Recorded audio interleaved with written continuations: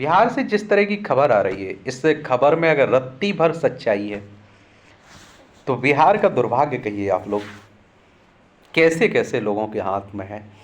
आप सोचिए कि बिहार में आम लोगों का तो मरना आम बात हो चुकी है। किसी का हॉस्पिटल में हत्या कर देना आम हो चुका है, किसी का पुलिस स्टेशन के आसपास मार देना आम हो चुका है, और नेताओं की भाषा तो आम हो चुकी है। और आप देखिए जितनी पुलिस व्यवस्था है वहाँ, वो नेताओं की सुरक्षा में लगी हुई है। कई को केंद्र सरकार, आप देखिए भारत सरकार सुरक्षा दिए हुए है कई नेताओं को। उसके बाद भी वहाँ के जो उप मुख्यमंत्री हैं, बड़बोलेपन है।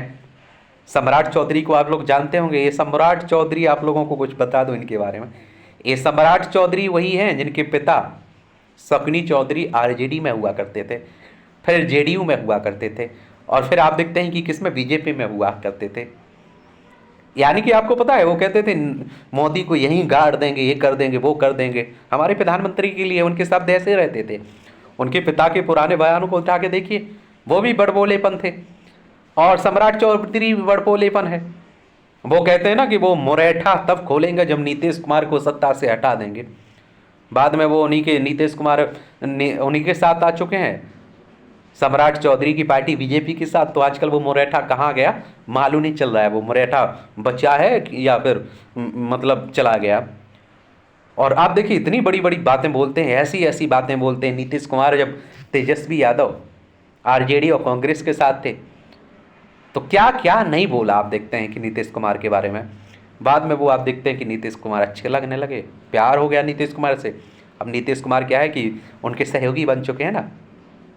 पहले नीतीश कुमार की दिमाग खराब हो चुका था।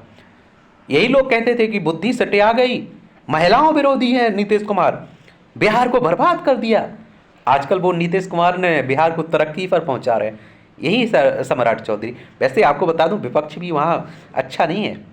आज आप देखते हैं तेजस्वी यादव नीतीश कुमार को जो बातें कह रहे हैं ना, पहले नीतीश कुमार इन्हीं के साथ हुआ करते थे और चाचा चाचा चाचा की बड़ी तारीफ किया करते थे, और नीतीश कुमार तेजस्वी की बड़ी तारीफ किया करते थे। नीतीश कुमार ने तेजस्वी को अपना उत्तराधिकारी तक बता दिया था। अब इन्हीं को संभालना है सब कुछ, अगर ऐसा रहा वैसा रहा। आपको पता है एक खबर आ रही है कि सम्राट चौधरी को जान से मारने की धमकी मिली हुई है, 24 घंटे में मार देंगे, ऐसी धमकी मिली हुई है कहीं। अब मैं कहता हूं कि बिहार में बहुत सारे पद खाली हैं पुलिस व्यवस्था में, और जितनी पुलिस व्यवस्था है भाई वो आप देखते हैं कि कहाँ है, नेताओं की सुरक्षा में लगी हुई है। इन्हें वीआईपी सुरक्षा मिली हुई है।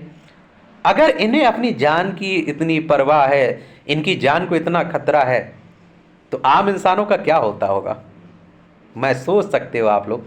वो बिहार में आप देखते हैं हॉस्पिटल का सीन नहीं देखा आपने, ऐसा लग रहा था कि कोई फिल्मी दुनिया का सीन चल रहा है। 4-5 लोग आते हैं और आप देखते हैं लटका के गोली मार के चले जाते हैं, हत्या करके चले जाते हैं।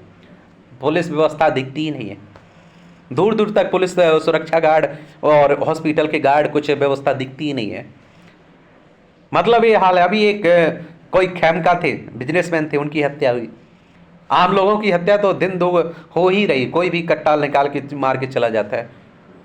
आप ये सोचिए बिहार में है, अब जिन नेताजी को ही धमकी मिल गई, अब बेचारा मतलब आम इंसान जाए कहाँ अपनी सुरक्षा के लिए, अपनी सहायता के लिए, जब नेता ही आप दिखते हैं कि अपनी सुरक्षा नहीं कर पा रहे।